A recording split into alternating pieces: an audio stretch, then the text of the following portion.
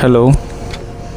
হ্যাঁ স্যার, বিশ্বাস করুন sir, I am trying my level best. Please আর একটু সময় দিন, আমি ঠিক আমার টার্গেট পূরণ করে নেব। প্লিজ স্যার আর এক।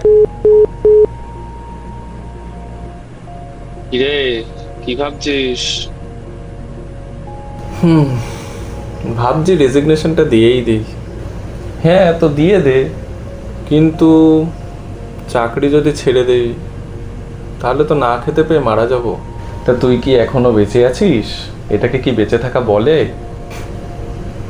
ঠিকই বলেছিস, অফিসে বসের গালাগাল আর বাড়িতে তো বউয়ের মুখ, এটাকে বেঁচে থাকা বলে?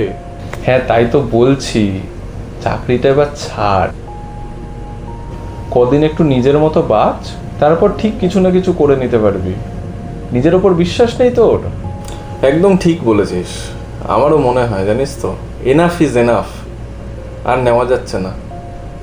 এবার রেজিগনেশনটা দিয়েই দিই। এবার আমি নিজের কিছু একটা করব, দেখা যাক কি হয়।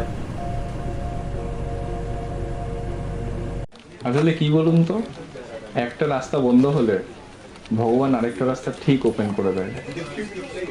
আমি এখন একজন সাকসেসফুল বিজনেসম্যান, ভগবানের কৃপায় অনেক ক্লায়েন্ট আমার।